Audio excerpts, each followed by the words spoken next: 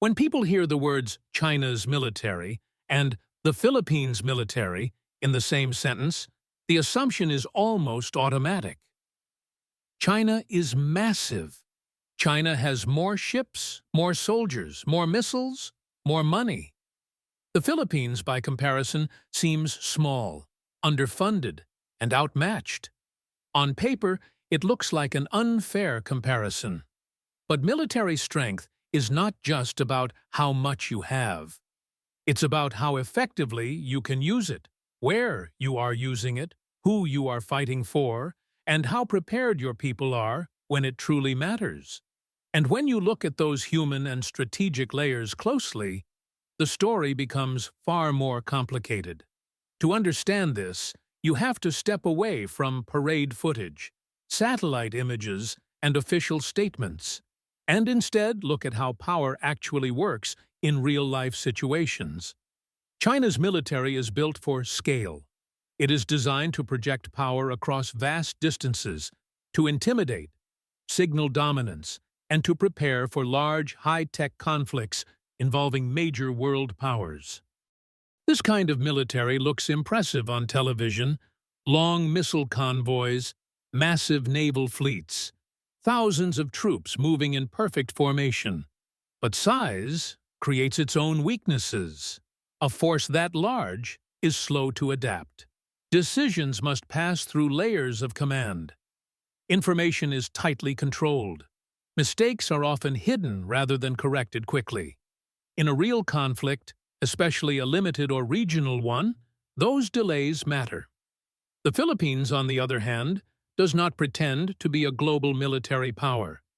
Its armed forces are shaped by geography, history, and necessity. An island nation with thousands of coastlines cannot afford rigid thinking. Filipino forces are trained to be flexible, to operate with limited resources, and to rely heavily on human judgment, rather than overwhelming firepower. This difference becomes critical in the kind of conflict that actually exists between the two countries. The tension is not about invading capitals or launching massive wars. It is about narrow waters, small islands, fishing grounds, supply routes, and daily presence. In these spaces, raw seismicity matters far less than familiarity and resolve. Filipino sailors and Coast Guard personnel grow up with these waters.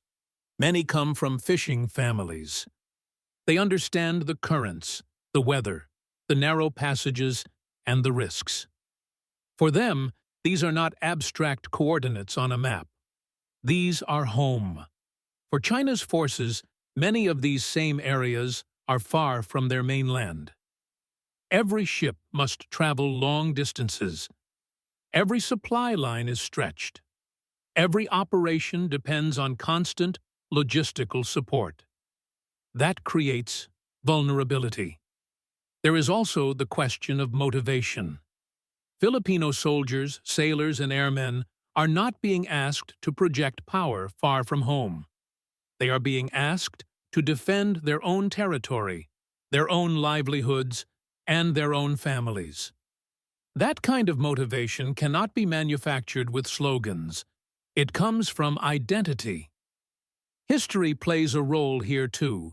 The Philippines has been invaded, occupied, and fought over multiple times. Those experiences left scars, but they also shaped a national mindset. Survival required resilience, improvisation, and community trust. The military grew alongside civilians, not apart from them. China's modern military, by contrast, has not faced a large-scale, sustained combat experience in decades. Much of its doctrine is tested in exercises rather than real conflict. Training is advanced, yes, but war has a way of exposing gaps that simulations cannot.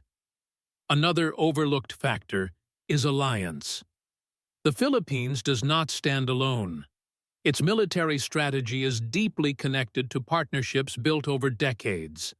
Training exercises with allies focus on interoperability, rapid response, and real-world scenarios.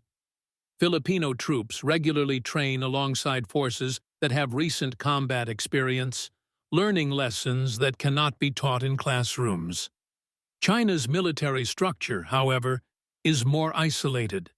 Joint operations with foreign militaries are limited. Doctrine is closely guarded. While this protects secrecy, it also limits exposure to alternative ways of thinking and fighting. Then there is the human cost of command culture. In highly centralized systems, lower-ranking officers are often discouraged from independent decision-making. Initiative can be risky if it goes against expectations. In fast-moving situations, that hesitation can be fatal. The Philippine military, shaped by resource limitations, often encourages adaptability. Junior officers and enlisted personnel are used to making decisions in imperfect conditions. They are trained to act, not wait. This does not make the Philippines stronger in every scenario.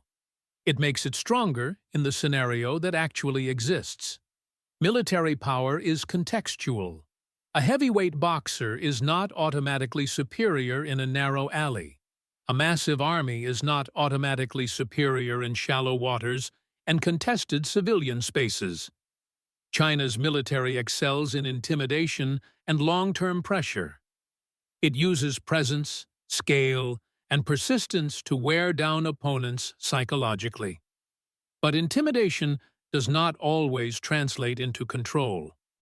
The Philippines has shown repeatedly that it can resist pressure simply by refusing to disappear. Its ships return. Its patrols continue. Its people remain present. That persistence sends a message that raw power struggles to counter. There is also a moral dimension that is rarely discussed. When a military is seen as defending ordinary people, fishermen, families, coastal communities, it gains legitimacy. That legitimacy strengthens resolve at every level, from command rooms to individual patrols. When a military is seen as enforcing distant claims, legitimacy becomes harder to maintain, both internally and externally. In the end, saying that China's military is weaker than the Philippines is not about numbers. It is about suitability, about whether a force is built for the fight it is actually in. China is powerful, but power that is mismatched to the situation becomes blunt. The Philippines is smaller, but its military is shaped precisely for the terrain, the people, and the stakes involved. Strength is not always loud. Sometimes it is the ability to keep showing up day after day in waters you know, for people you love, with no illusion of grandeur. And that kind of strength is very hard to defeat.